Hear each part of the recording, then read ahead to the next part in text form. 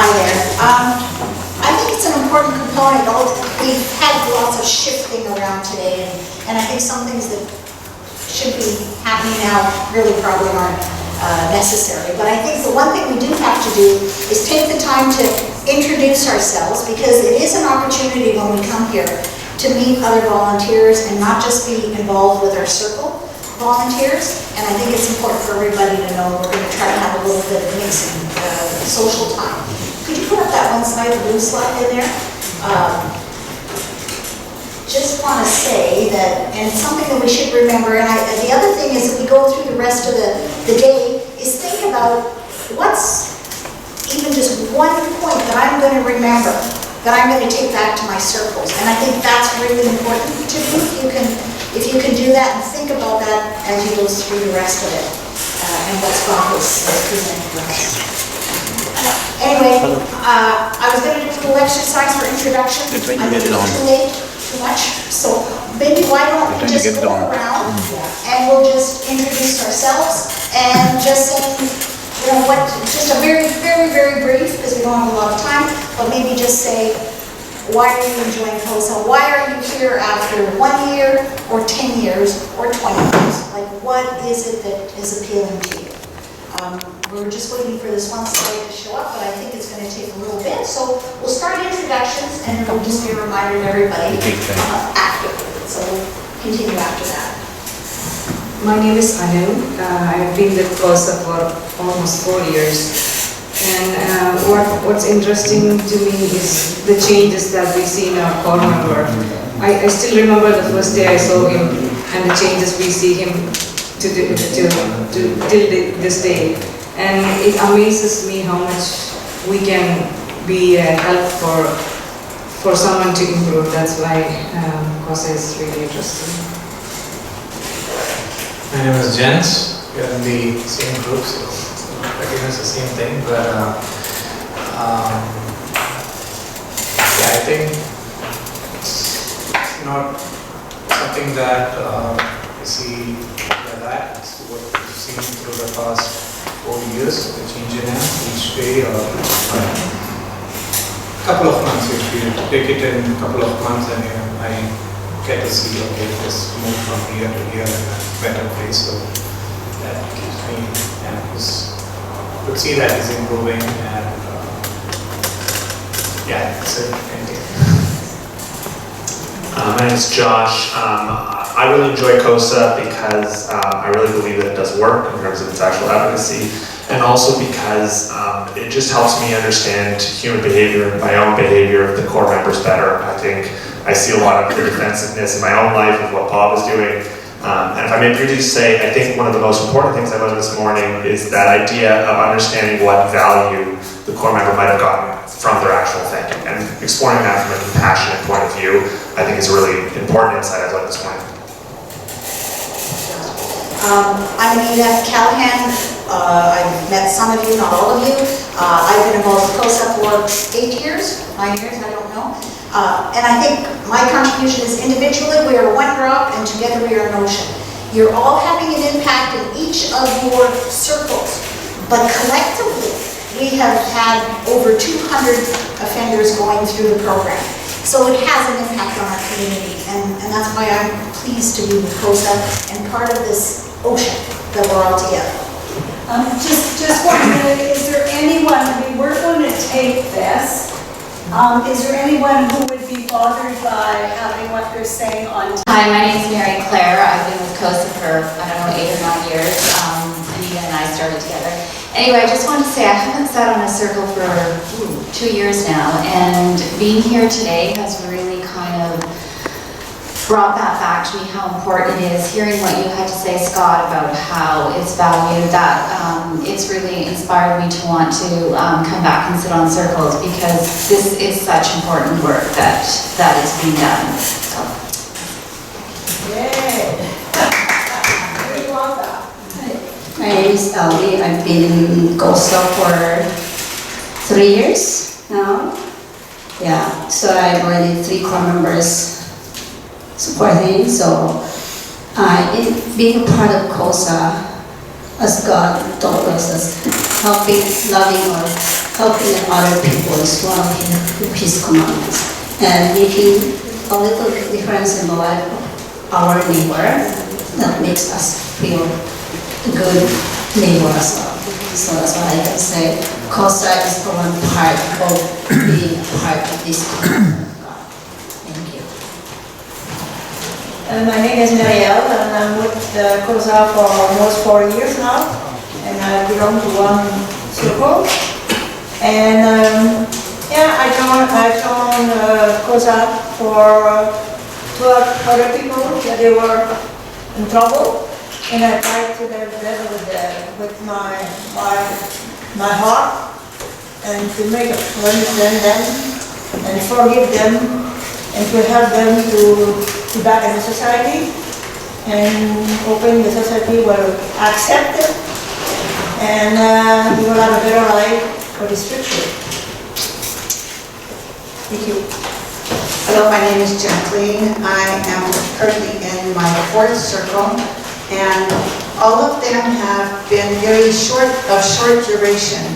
The current one we're into month 4. So I haven't seen that progress of what the core member goes through, but what I have seen is the shift that's taking place in me.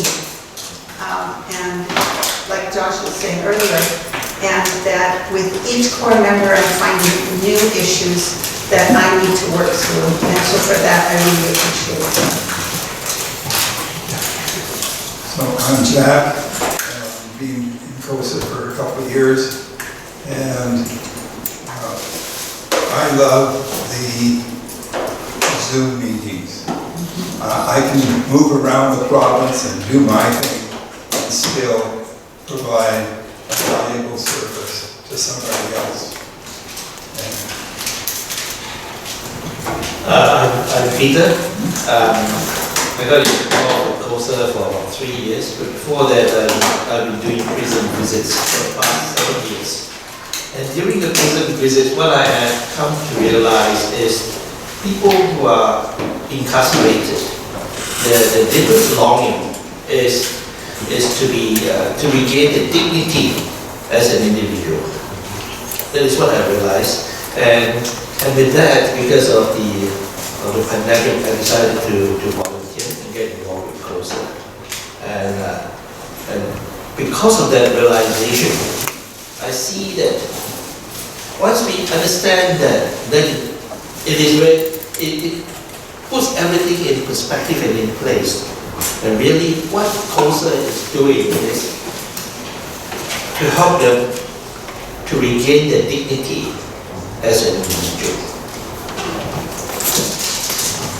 Hi, my name is David. I've been with CoSA for 4 years now, and I strongly believe in every human deserving a second chance. And the reason why I'm in CoSA is this is the place I can show my love and compassion to humanity, and the gratitude that core members are showing to the circle, for the volunteers. That's why I'm here.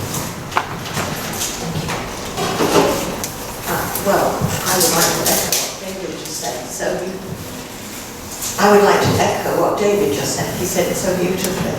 That's exactly. I was surprised how... It's given me a lot of ammunition to work with it on. Because it was his failure, not yours.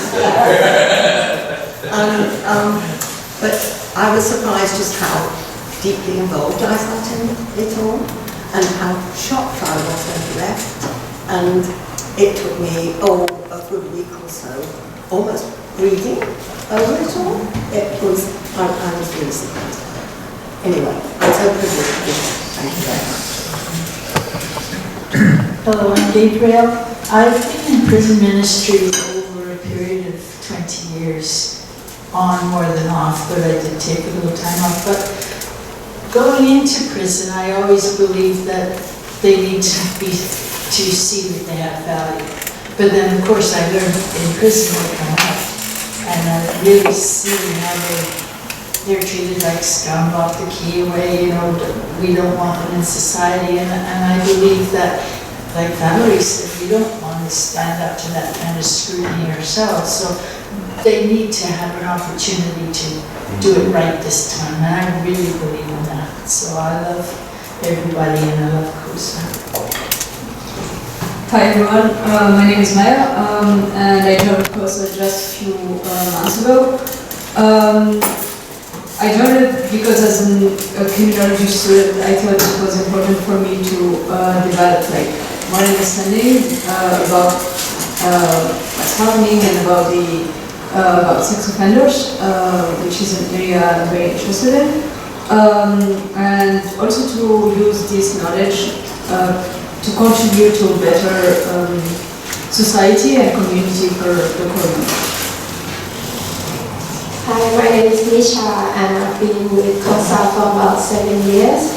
And I think what kept me here more is the journey of becoming human, both myself and also the core member. I think we touched that kind of quality of becoming human as dignity and values and respect and all that. I think we covered that. But yeah, that's probably something that kept me here and probably will be maybe after this. Hi, my name is Miriam, and we joined CoSA somewhere in March, but we haven't been to our first core meetings yet. So we're looking forward to joining a meeting on Monday. Yes. And we'll take it from there. Actually, I'm quite interested in this. I found this the training actually helped me see another side of working with prisoners, and we used to visit a prison ministry back home when we were back in Dubai.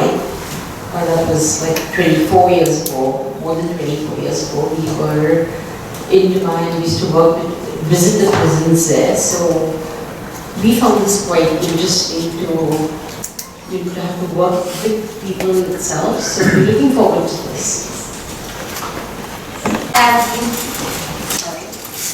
We've passed around these little sticks, and for those that were at the last session, you know what they're all about. But I'll cover it right now. You've got a red stick, a yellow stick, and a green stick.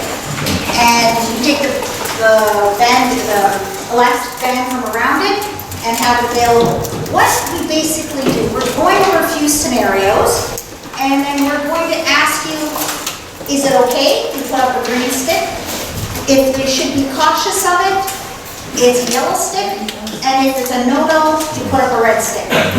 And remember, don't feel, everybody perceives things differently, so it doesn't matter if somebody's got a yellow stick and the other one's got a red stick.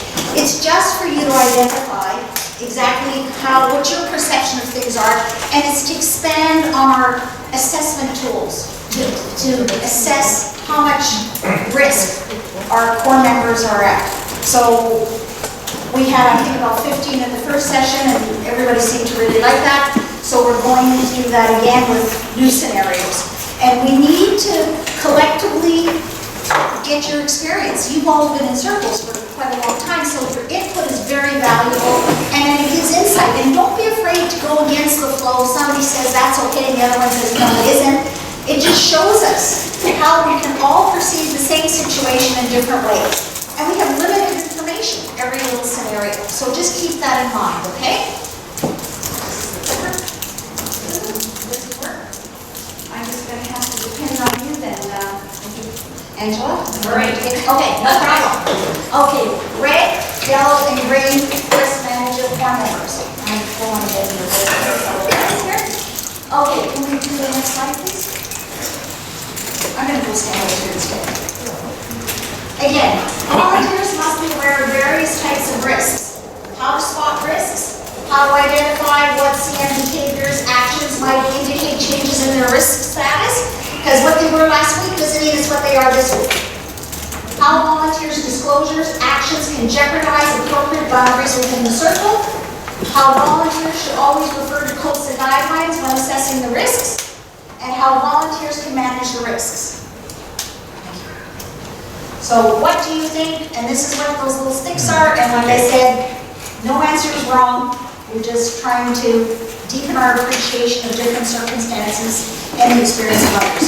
Okay, first scenario. Just explain that good. Okay. Oh, sorry. Okay, no, it's okay. No, so we're not done yet. Okay. The core member shares that he will be taking up golf. Fred, one of his volunteers, offers to give him a set of golf clubs he no longer uses. Can you put up your sticks? Okay, everybody got to put their sticks up. Sorry, everybody. Good. Okay, so just keep that in mind. So what are some of the considerations? First of all, Josh, why do you say it's a green stick? I think it's a great stick because it's there's a discussion about something the core member wants to do. I think one of the important considerations is the set of golf clubs he's no longer using. It's not like you're buying the core member a $2,000 set of golf clubs, which can be very inappropriate. As far as from what I see, it's not like Fred and his core member to go golfing every weekend. It just encourages the core member to engage in activity he likes. Perfect. Anybody set up a yellow or a red stick? Yes? That's good. I just thought that it's something that needs to be discussed with the group before they offer to do something. That just came to my mind. I just want to say, does this work okay with everybody else? And that's a very important point. What happens is that it's got to be the consensus. It can't be one volunteer to the core member. It has to be a consensus, always. Otherwise, it's an imbalance. And then you get more of a relationship with one, you can have triangulation and everything else like this. So it's just a consideration to say, yes, it's a great idea, but it should be done in the right fashion, in the right manner.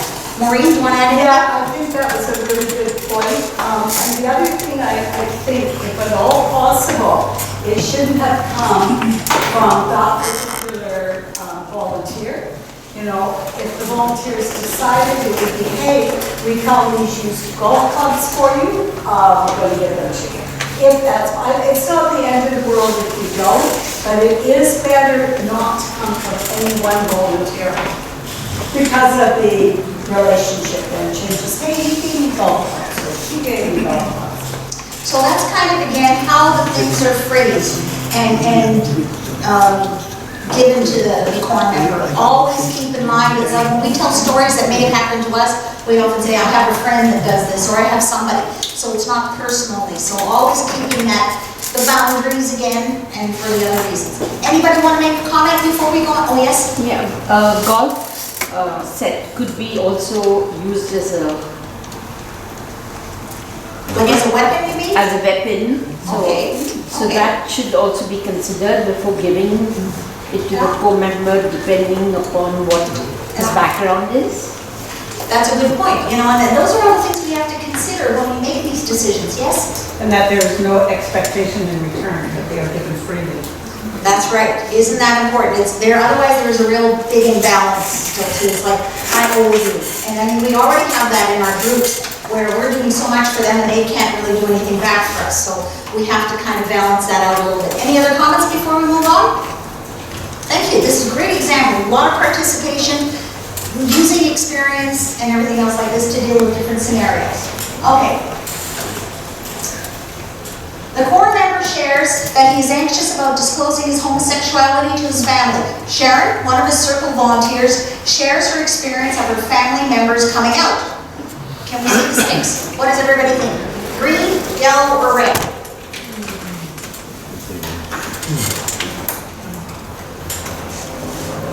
Okay, anybody have a green stick? Can you give your justification for the green stick? She's trying to get his trust by sharing something of her own family, without giving names, I hope.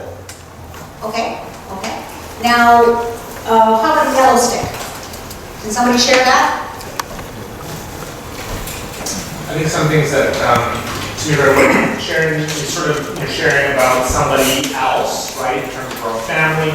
And I think there's something to be said where you potentially can get really heavily into Sharon's family dynamics and things like that, right? Nothing about this immediately, like it's not red in my mind, but it would just be, this would be an important conversation to have very carefully if you want to go down this road. And who has a red stick? Who put up a red stick? Richard? I would not go to my doctor, who knows me intimately in many respects, and ask him about the love life of his sister. It would be totally unprofessional and way too close, way too much sharing. We're there to help the person, yes, but they're not going to become our family. And when this is over by our canons, we have to break the relationship. And we don't have, at that point, our Sharon's family members' permission to give out. That's something Sharon would have to come to the circle and decide. I can tell. Okay, thank you, Richard. But Maureen, can you shed some light on this after you finished eating?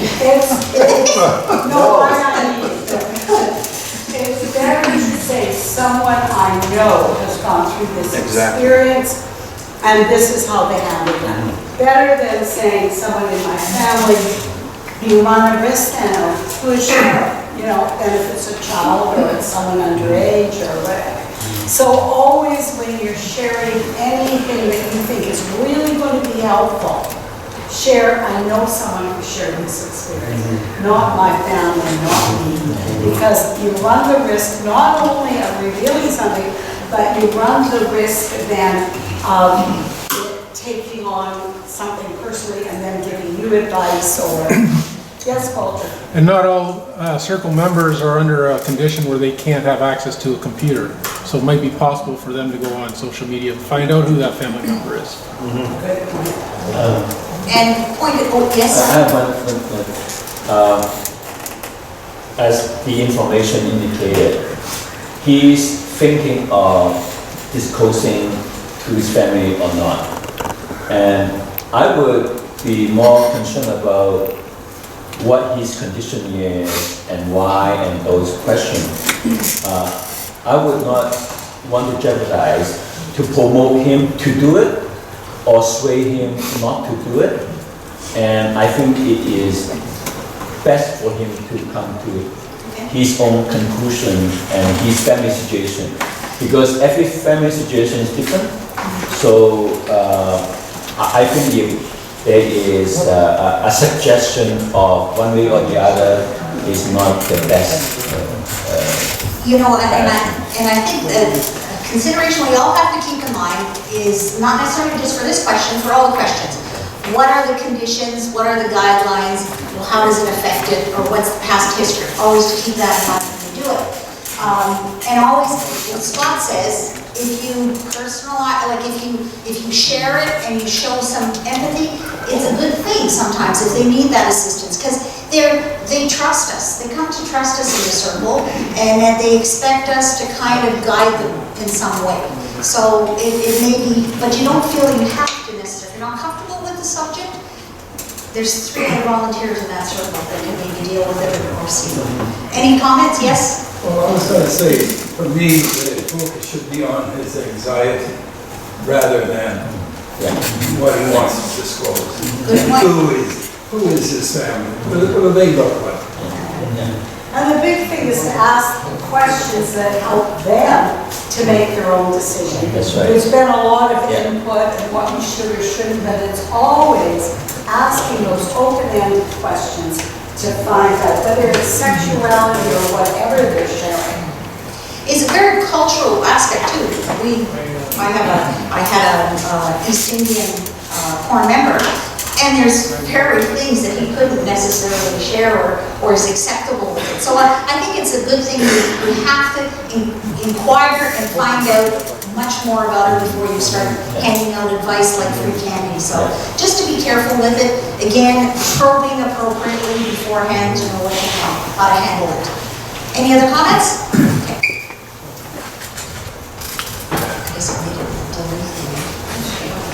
Stephen has recently got a promotion at work and will begin his apprenticeship training.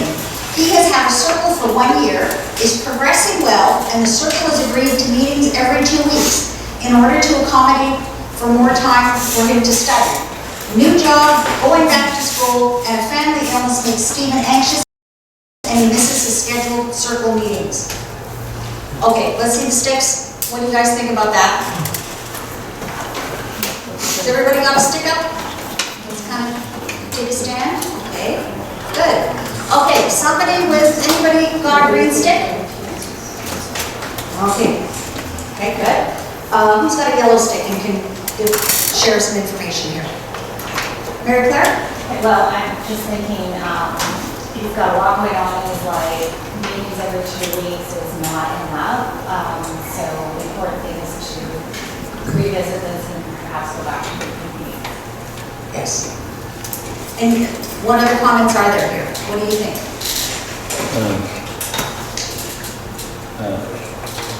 Yes? Well, the way his sons have a very busy schedule and all these things happening to him, and if he's constantly missing the circle meeting, why I said yellow is we need to find out why, because maybe he thinks the circle is useless to him. Second, maybe he has anxiety about disclosing his feeling. So, in any way, is the relationship between the circle and him is in danger. It's about to finish. Okay, thank you. Ray? Yes. What is a comment? That's great. I'm thinking if it says that the circle has agreed to these meetings every 2 weeks, that perhaps something that could have been put in place was to reevaluate that decision in, after X number of weeks to find out if Stephen is anxious about this or not. That's right. Any other comments? Yes? Something I've always tried to say in our circles is we come here for you at a certain time. No one makes us, comes out of our own pocket, we're volunteers, and we really value this. If this is just going to be a social meeting once every couple of weeks, off and on, we miss, and then maybe next month, what is the value of the circle? When all this is happening in your life, you need us more, not less. And that's a good point. Any other comments now? Okay, so this is actually based on a real circle with it. And that we had agreed, as an example, it was one of ours, but we agreed that he was doing so well, he could do it every 2 weeks. And then he decided that he was going to do his apprenticeship. So it was good, and he was hammered with the time. He was so concerned about it, and we said, okay, well, we'll do the meetings virtual, so you don't have to spend the transport time there and back. Try to accommodate it and everything else like this. His sister got ill, and he's going back to school. Basically, he has his grade 11 through prison, but he's basically probably at a reading comprehension at a grade 3 level, which we didn't realize then. So it was a lot for him.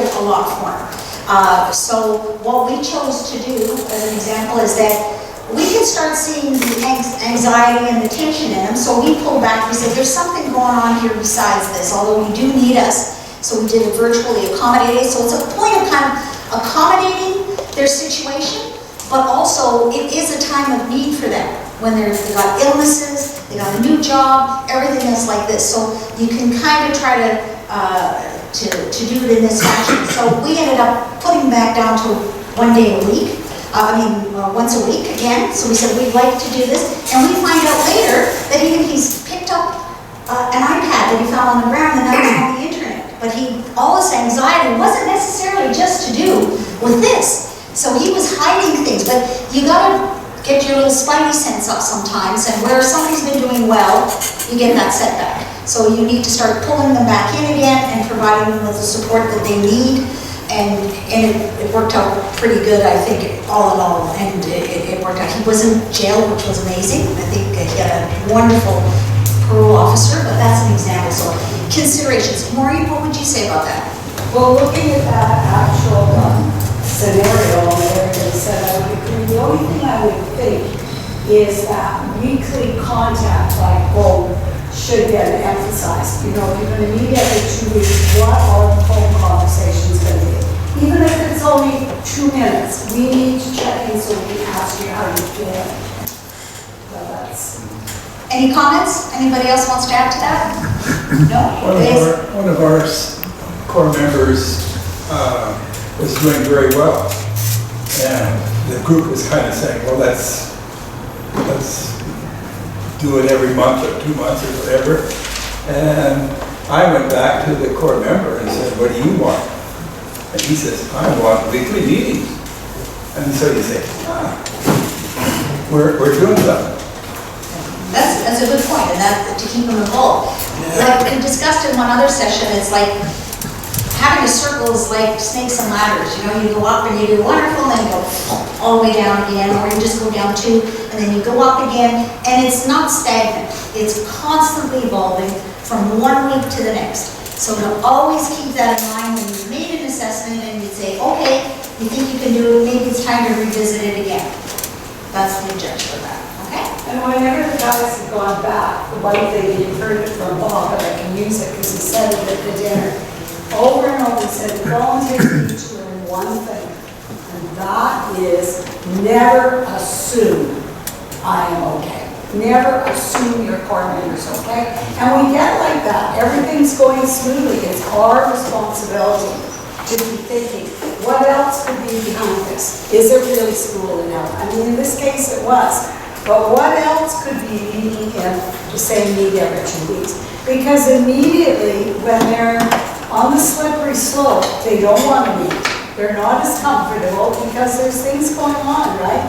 So we're the ones who have to be aware of that. Like he told us he didn't want to disappoint us after this when he found this iPad, and he didn't want to say it, but it was evident right from the meetings. It was very superficial, and it was just not, we weren't getting the depth, and we said, no, there's something wrong here. We need to kind of pull back in, and it worked out well, so that's an example. Okay, your CM strikes up a friendship with another CM at the same halfway house. They socialize regularly and share information about their circles. Green, yellow, red.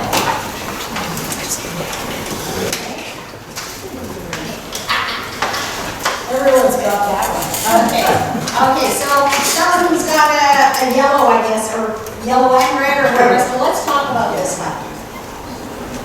Josh, you got yours up. What I immediately, the second sentence, share information about their circles. That's reaching one of the core tenets of what they agreed, right? And that's, there's some situation in which the core member might think, oh, this is just my chance to connect with another human being, and I'm using whatever tools I can. It may be just very misguided, right? And just truly coming from a good place, but it's just a fundamental breach of one of the components of CoSA, right? So it would absolutely need to be something that would be addressed directly as a circle. And the other thing that's interesting is that in a lot of them, they have to ask permission to be able to associate with somebody else in the halfway house, because usually they speak to the pro-op, say, is it okay if I spend some time with them, like in the halfway house, because they're not allowed to spend time outside of the halfway house together, but in it, and the parole officer will say, hey, this guy's on the right track, okay, you can spend some time with him. But if he isn't, we've had circles where they've said, no, it's not a good thing to spend the time with him. So that's an idea. Comments? Yeah, they even share a room with them and meals with them. And when they step out that door, especially Vancouver and the spotter season together, I've seen them go back for 90 days. Like, I mean, what, they have no friends, they can't get any, and that's, Abbotsford will do it in Surrey, but not to the same extent like Vancouver. And really, it's not in their conditions, but they suspend them for it.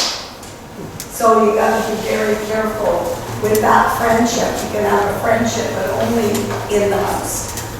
And they want those kind of friendships still too, because if you develop new friendships, they have to disclose their history of offending. And that doesn't want, they don't want that, so they want to stay kind of closed in sometimes. I gave it a red because in part the risk is... Could you speak a little louder? I gave it a red because in part the real risk, well, they start comparing the qualities and efficacies of the volunteers. Oh, your circle's doing much better.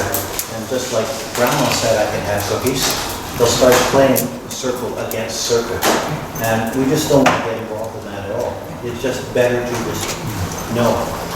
What's right for one circle may not be right for the other circle. So it's a condition that's made, and we just have to correct that if anything like that happens. I just have a comment. I put up yellow. I know the function of the circle. It could have some problem. And another way is we also have to respect them. There is maybe regulation that they cannot do that. People will get caught and then get sent back. But I think why the yellow is we need to find out why they are doing it. They may be lonely, they may have certain need, and maybe the circle or other people around them did not give them the support, and this person can. So it's very difficult to say it's right and wrong. I think it will be wrong because they breached the condition, but in a human side, I think there is certain respect that they have a free will. And just remember too, the CoSA covenant is basically very clear, outlining that they do not talk to other people about their circle, other individuals. Definitely. Yes, They could be validating each other's bad behavior as well. It would never be brought up in the circle. You know, it would just be a private conversation and that's that, right? So if we find that, how should we handle a situation like that? Then you're saying, you know what, it's actually supportive. What should circle members do then? What could we do? I think in this kind of situation, the circle has to try to balance between what is stated and what is the human side, the compassion side. Right? And I think in this kind of situation, I would say, we have to state the rules clearly. If this happens again, then these are the consequences. And make that very, very clear. Otherwise, they will find that they are trying to push the envelope and see how far it goes. And they will compromise all the effort that the circle is trying to put in to help the individual. I think, and I think the compassion part is a very valid point. But I think if there's any question, if you're wondering as a group, this is the person you call. Yeah. We're just wondering about this. It's a resource that we have to constantly be using. We're not expected, it doesn't matter if you've been in CoSA for 20 years or 1 year, you can get advice outside of people who have got experience and policies and what should be done. So please do not hesitate to ask for advice all the time. That's very, very important. So always refer back as a group or as an individual, even if the other group members, your other three circle volunteers, they don't have a problem with it, but if you have a problem, you phone Maureen up. That's what has to be done. You have a discussion with her. Maureen, do you want to? Yeah, the one other thing I think I'm not looking at is triangulation. Two core members are talking. We talk about if they leave, the core member leaves every meeting feeling really good enough, the circle isn't doing their work. They're not getting to the hard issues. So sometimes they're not going to feel really great about it. Then they go back and talk to this other CoSA core member, right? And immediately there's triangulation. They say, hey, my circle said this and did this. Do you agree? What do you think? They're not going back to their circle and saying, look, I feel upset or I'm disappointed in what you said or did. It's called triangulation. And then you get into real problems. And there's many good reasons why it is confidential, why it stays in that group. Same with volunteers. If you're going home and talking to your spouse or someone else about it, you're getting more information coming at you. It's the volunteers and the board member. So it's also important for us that we're not sharing information because it impacts us as it does the board member. Okay, we'll go to the next one. Let's do this. The core member attends all meetings. He maintains phone contact with only Lisa during the week between circle meetings. What's the color sticks everybody's putting up? Okay. Anybody got yellow or green? Don't know. Okay. If you do. Don't know. If you do. If you do. Okay, what's the problem with this? Can somebody Well, Just summarize it? Triangulation. Answer the red answer. Yes? Triangulation. What? Triangulation. Triangulation, right. All of a sudden, it's not, he doesn't have a circle, he's got a volunteer. And that's what it is, and he involves that one. So it's always this, and that's why at the beginning of every meeting, again, too, you always say, if I've had a prior conversation with one of them during the week and the others haven't, I had one that always called me, and I said, you called the others yet? No, I said, well, then you know what, from now on, you have to phone everybody else before you phone me. And that's how you've got to kind of correct that aspect. And they do, you know, I mean, I think sometimes there's maybe a bit more of a mother figure or something, I don't know what it is. But anyways, the point is that if they do feel an attachment to one or the other, and sometimes they're really pissed off at me, so it's one or the other. Anyway, you've got to maintain the circle. And it's not called volunteers for supporting, for sexual offenders. It's called circles for sexual offenders. Okay? In this sort of situation, you know, these days we have all WeChat and WhatsApp. We should form this chat group and tell the core members to communicate with the chat group rather than the individual. And if because they can get a phone number and they communicate individually, the circle member should relay back to the circle so that they know there's always a circle. We have a couple of, I have core members too that just they like to text instead of phoning in between, and they text, and that's okay. But what we've done in our couple of groups is I put Maureen on the chat group still too, so we're all kept informed. And I think then you know it's wide open and it's full of nothing that we say in our circle should be not something that Maureen doesn't know about. And then it does equate it and make sure it's short. I'd like to put a caveat on that. Some of our core members do not have access to internet, which means they do not have access to MMS protocol on their cell phones.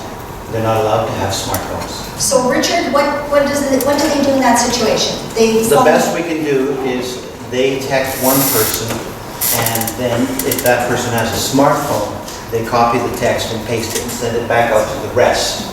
But we can't assume that because they contacted us, and we only see our name as the recipient. Well, the point is that whichever method is done, everybody has to be kept informed. And we've got different ways under different circumstances, but we all have to be kept informed. I also need to say that case would have never happened if Lisa did what she should. For example, when a core member phones me, the very first thing I say is, have you called your volunteers? You know, if they haven't called their volunteers, I say, okay, that's the end of the conversation, call your volunteers. So when Lisa gets that call, the first thing she says is, hey, last week you hadn't called the other volunteers, you know, I'm not talking to you, call the other volunteers. I mean, we need to take responsibility too. It's not all about them calling different ones. We don't accept the call if we can see that they're, you know, trying to, it's almost, I mean, a lot of sex offenders are groomers, and they try to do the same thing in their circle, groom the volunteers. Well, you know what, Gabriel looks like an easy one. I'll text her, I'll get the answers I want, right? Okay, the next one. The core member, Joe, is moving out of the halfway house. Mike, one of his volunteers, helps him find a new apartment. Sticks, please. Sticks. Take a stand. Okay. Okay, so somebody who's got a green one. Can we hear comments from somebody who's got a green stick? Well, if Mike is helping him find a new apartment, it ought to have, if Mike does do things right, started with, Bob says, I need to find a new apartment. Mike says, well, I've got some good contacts. I have the time. He says this in the circle, all the others are aware. Would it help if I help you find an apartment? And James says, I don't have any time. And Harry says, yeah, but I don't know anybody. There is the assumption that the rest know what's happening. I got no problem with Mike going out and helping him find a new apartment. Perfect, thank you. Anybody got a yellow stick? Can you speak up? Yellow sticks? I have a yellow, but I also found, in my experience, this is not a problem, but it's a caution, wise caution, because a group had to know and understanding and also know what's going on. We have a core member. He went to bike riding with a volunteer because she can ride the bike, and he had lunch with me, or I took him to shopping. They have no transport. All these action is done by one member, but the whole group knows, and we discussed it, and we take all the precaution for what the guideline is. So I think you have to look at the circumstance, but the following of the protocol is a must. That's a good idea. And he's got a red stick. Okay, Mel? You have a red stick? Well, I think that there's a lot of consideration to finding a place like a community assessment to be done and everything.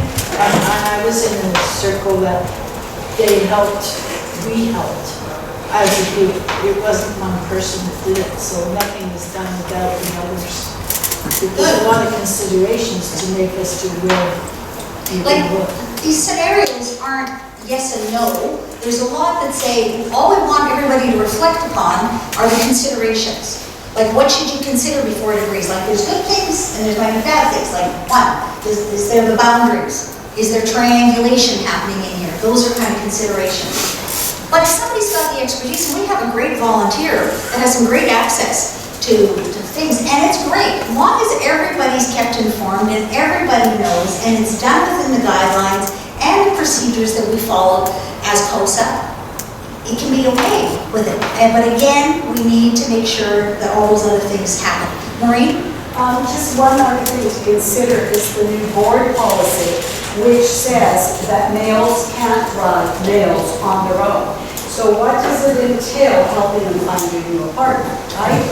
So it involves, if that involves any kind of driving or what have you, that's why it's a whole new ballgame, because we used to be able to do that. So it's also protecting the core member as well as the volunteers, and that's why I was against the board policy, but I can see the value to it. So it's the same way as finding a new apartment. If he's actually driving in, or needs to be two volunteers. So they need to know. So the policy, and it's a slide that's coming up just to promote that, that's okay, there's no problem. But what it is that the policy now, just to clearly state, and we'll bypass that thing, is that no matter what, before we used to say if you're female and you had a male, you had to have two with you. But if you're a male, you could only have one. Now it's two, but unless you have special permission, that you contact Maureen and ask for special permission. But she has to be made aware of it beforehand. That's the only condition with it. And then she can assess it, approve it, or whatever else. I was just going to say, one of the things that's not discussed in that slide but could become a difficult situation is like whether or not you're willing to be like a reference for this person for a housing situation would be a very important consideration, right? Because you just can't. But you can imagine that situation where a core member, you know, it's where they need to live, and are they going to use somebody in the halfway house as a reference? Certainly not, right? So that's a very difficult conversation, and I think what we're trying to say is don't put yourself as the individual facing the core member, because it's going to be very difficult to say yes or no to the core member in a significant area of need, and that's why these things should be discussed in advance in the circle, where no volunteer has to feel like, oh, I'm the one why you don't have housing, right? You want to be able to use the circle to be able to say in that sort of situation, hey, we'll help you look for places, but there's a bit of a boundary in terms of what we can do, what we can't do. So those are all discussions we have to have. Yes, Marty? It's important to look at where the policy came from. 20 years ago, the policy male with male, female with female was fine. We currently have two, maybe three transgender. So where are you at? Is the male drive? And that was my question to the board who came up to this policy. So things have changed. We didn't have transgender core members 20 years ago. So it wasn't just to make more rules, it was how do we deal with the variety and that. Question on the policy then. Can two males drive a female to a location, or does that have to be male? and female No, drive? two volunteers can drive anything, as long as there's two together. But any gender of the And volunteers? gender, yeah. It's just need two people. Two people. So that's really. Okay, we're going to do one more slide. I have others, but I think we've sort of run out of time because we do have to do the course evaluations, and there is another small presentation, but I think we'll bank that for the next session because we just run out of time. So we'll do this up. We'll do one more slide. Bill CM has been trying very hard to successfully reintegrate after his incarceration, but nothing is working out for him.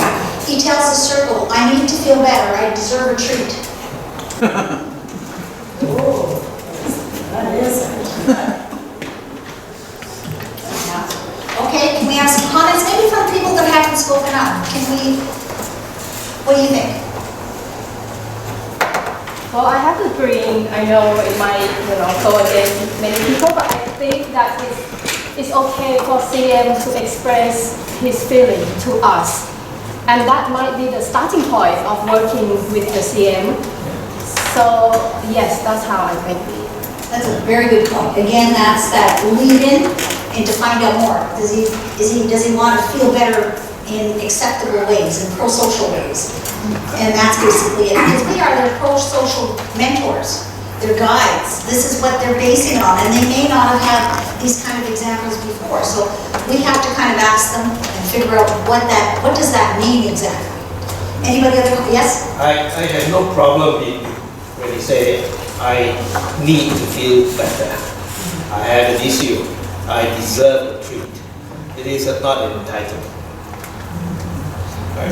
You have to be clear. And if you give it to him, the next time he'll come for another treat, right? I'm sorry? If you say okay the first time, he'll come the next time and want another treat. Hey, if it's an ice cream cone, I'm all for it. I don't think it probably is. Yes, My concern with this, I really like the point you made, though, that was really interesting about starting something. But what concerns me about this is I need to feel that I deserve a treat, which gives me the sense that he feels the role of the circle is to give him things, and that's how he feels better. So there's something, to me, there's something wrong with the dynamics of the circle. Yes. Are we assessing whether he should have said that or whether he should have felt that? Well, I think he said it. He definitely said it, and there's something there, but what do we have to do? We have to pull it out.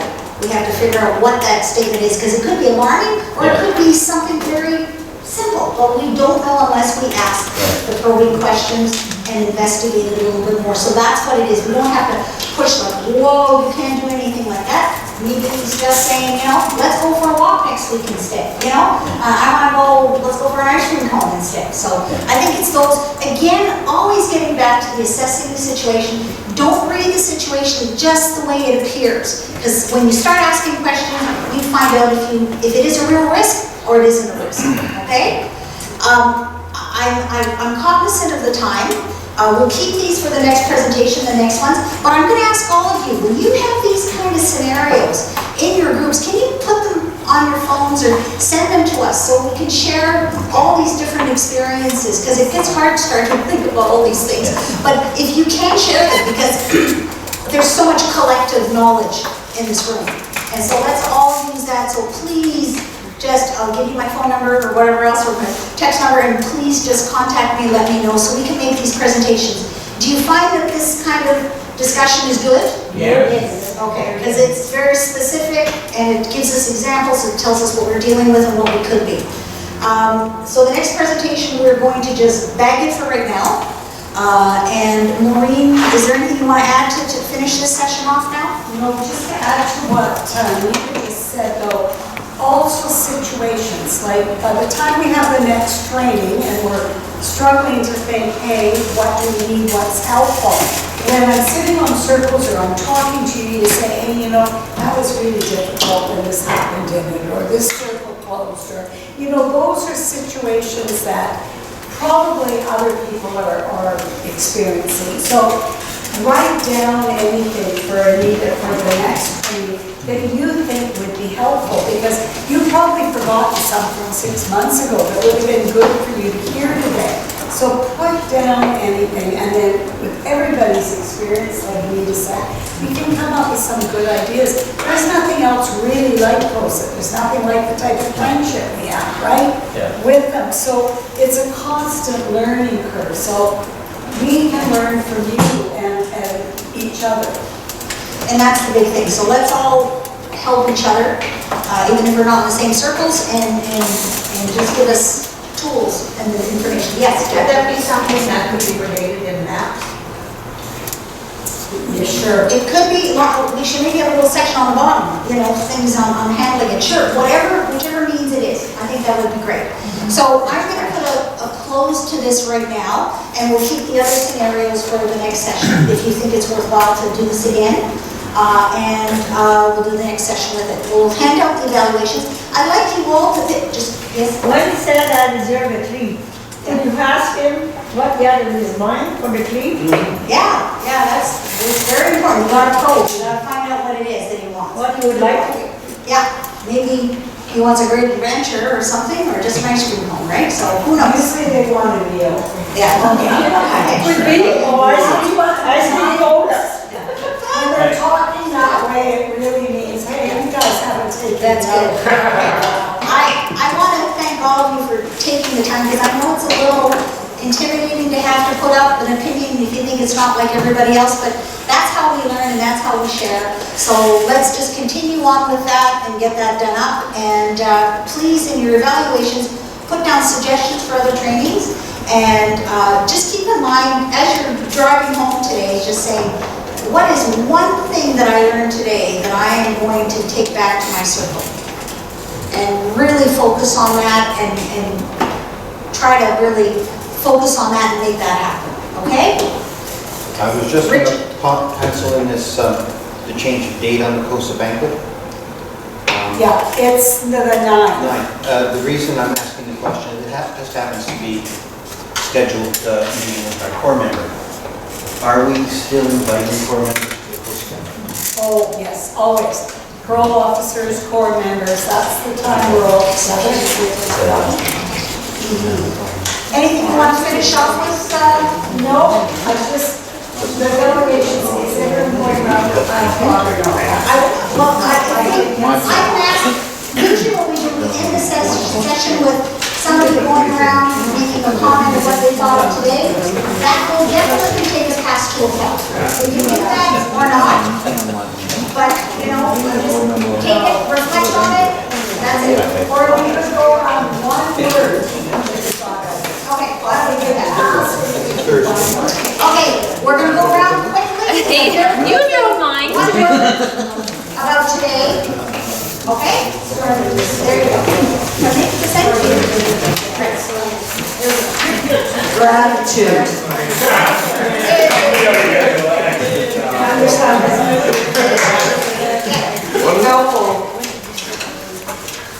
Understanding. What's the question? Just say one word about today. Just to summarize today. It's 2 words, right on. Okay, we'll accept that. Insightful. We didn't do Developmental. Awesome. They're good food. That's 2 words. Wonderful. Enlightening. 2 words, sorry. Working together. Insightful. Community. Thought-provoking. Good community. Useful. That's good. Wonderful people. Timely. Useful. Inspiring. Curiosity. Eye-opening. Insightful. Thank you very much. And put the date in your calendar right away for the next advanced training. Encourage all your circles to come in. It's a necessary part. Our training doesn't end after basic training. It's continuing, and we need to keep abreast and keep informed. When is the next training? The next training date is, we don't have that on there? April 1st is the next advanced training? Yeah, April 1st. April 1st next year. Okay. So please fill in your evaluation forms. It lets us know what we can do for the next training session, and appreciate it. You can just leave them right here at the corner of the table, and thank you, and I'll have a safe journey home. And again, thank you for coming today, being part of our ocean, right?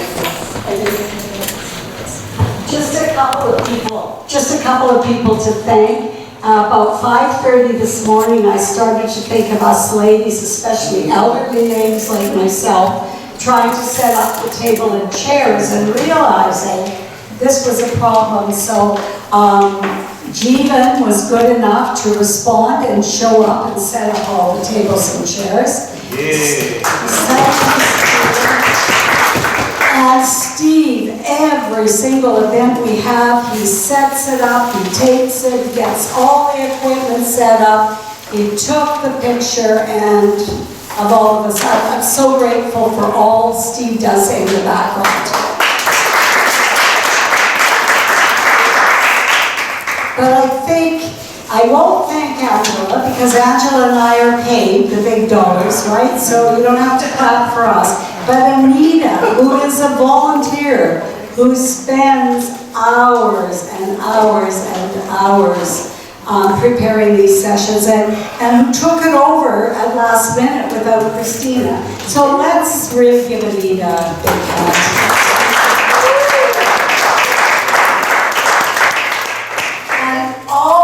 Wonderful people. We wouldn't be here today if it wasn't for our volunteers. CoSA, I can't say it enough, it is its volunteers. So we need more. If you know people who might, please let us know. And thank you on behalf of all of us. Amen. Yeah.